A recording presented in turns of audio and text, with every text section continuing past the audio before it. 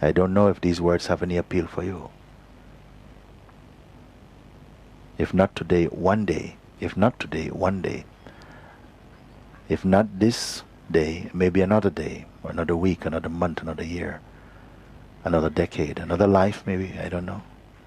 But at some point, you'll have to come back to this some way, either through a questioning like this, or by surrendering yourself entirely, abandon yourself at the feet of God.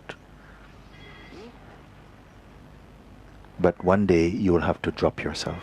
You have to go beyond yourself. What does it mean, Izzy? Dropping your idea about who you are.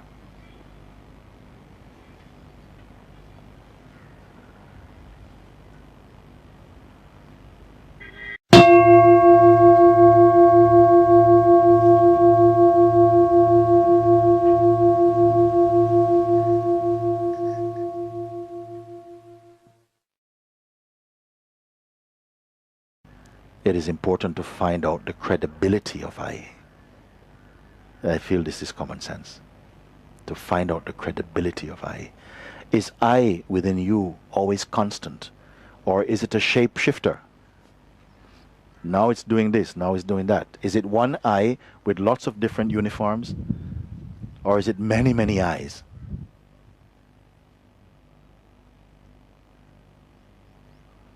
And how will you know?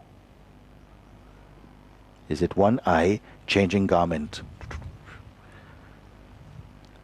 One moment mother, one moment something else, one moment seeker, one moment child when I was a child in the past, I can see, one moment something else.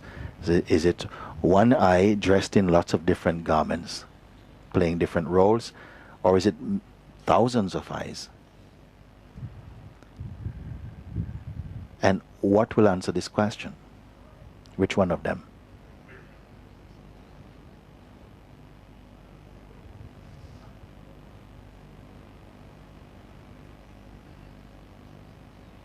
And maybe something also, maybe there's an I also that really don't find this question appealing.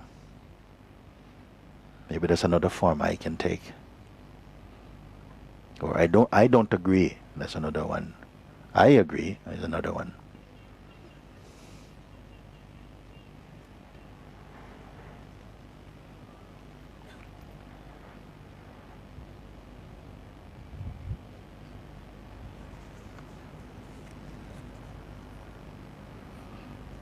We can come to some conclusion through direct experience here. This is the opportunity of this opportunity of meeting to come to some clarity. Also, we are meeting now. We're all in one-to-one at this point.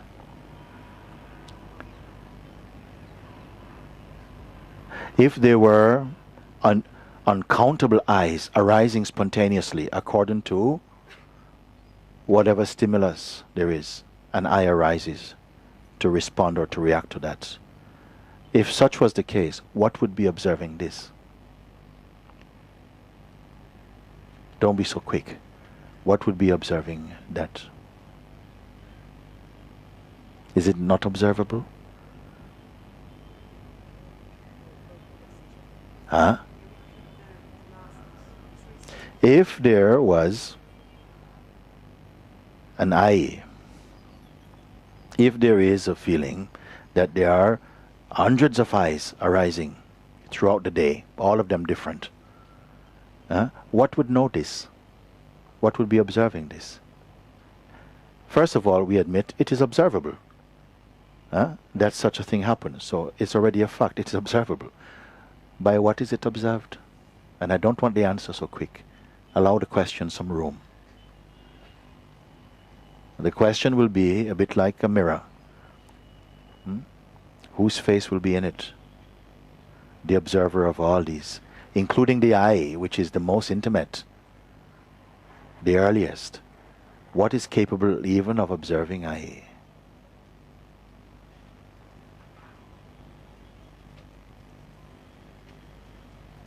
Rather than answering the question, also feel that place. You're there. You're already here.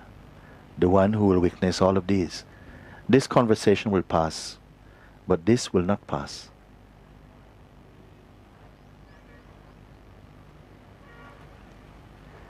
Does it grow old? Can it become ill? The one who perceives even illness and become unconcerned about it.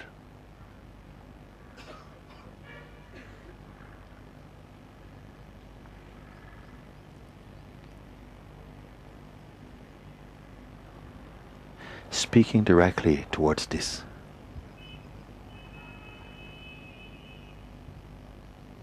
That in whose presence any effect can happen, any emotion can visit, any sensation is there, any thought can come, but they cannot stay, they come and go, they come and go. All is coming and going.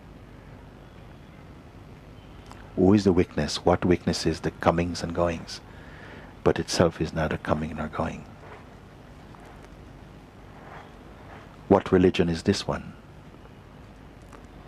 What gender? What star sign?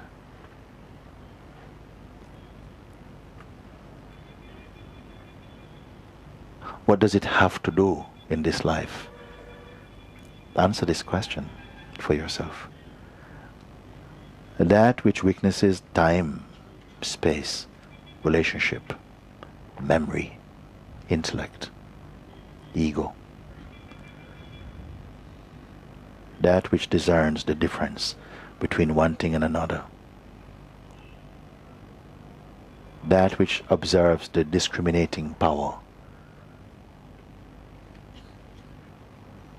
yet itself is not involved in anything, not participating. Just the light of perceiving arises out of him. What name does it go by?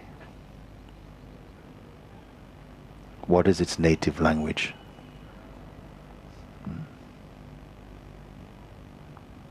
What belief does it need?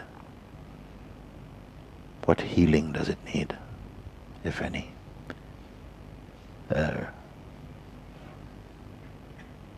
Who can recognize that but itself? Who can recognize this but its own self?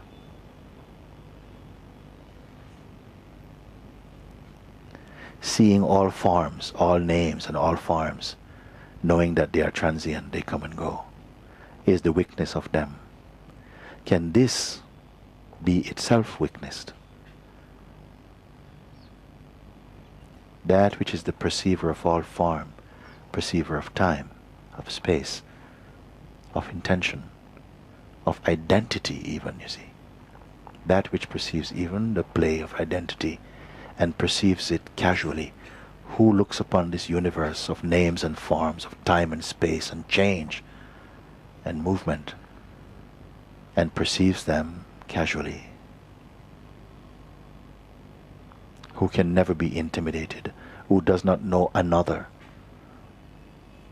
who need not refer to itself even as I. Where is the location of this? And who are you?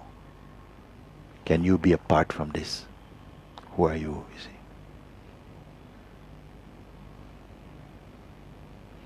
The world has offered you a name and you have taken it. The world has offered you a name and you have taken this name. But you were there before this name came. Who are you? What is your original name?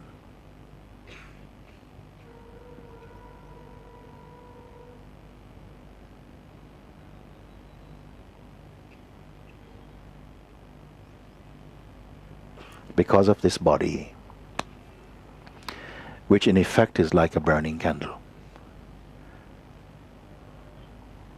which allows you to perceive. This body is a bit like the lens of the Absolute, through which the Absolute can taste experiencing for a time, because this is an experiencing body.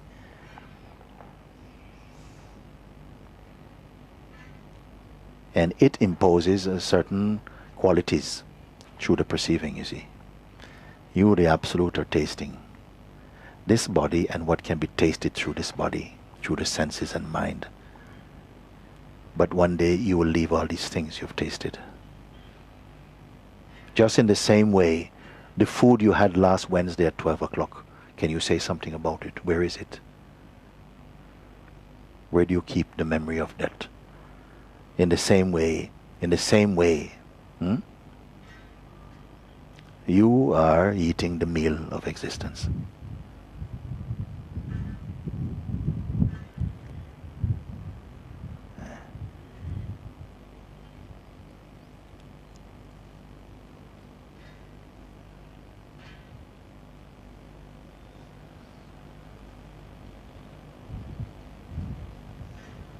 Something is consuming, and something deeper observes this consuming, but itself is not consuming. It alone knows itself. There is no other there. How far must we go? What transportation will you take? Is distance involved? Is distance involved?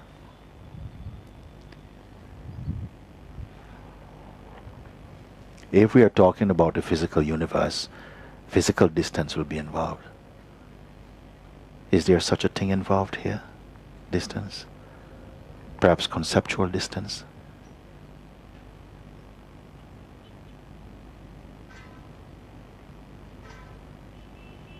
If you do not touch any thought about yourself, any self-definition, or hold on to any image, it's common sense. Because which image can contain you? If you identify with no image, if you don't go to past, don't touch the past. For just a moment you do this. And don't stretch towards the future, which is only imagination and also based upon past. So neither past nor future, neither next or what's last. If you don't touch this, optionally, who are you? Are you merely the go-between between past and future? Who are you? Are you merely the product of time, past and future, conditioning? When it is clear also that you are the witness of conditioning also. You are capable of witnessing conditioning. Time, space, all these things we talked about. I don't know if these words have any appeal for you. If not today, one day. If not today, one day. If not this day, maybe another day, or another week, another month, another year, another decade, another life maybe, I don't know. But at some point, you'll have to come back to this some way, either through a questioning like this, or by surrendering yourself entirely, abandon yourself at the feet of God. But one day you will have to drop yourself. You have to go beyond yourself. What does it mean, Izzy? Dropping your idea about who you are.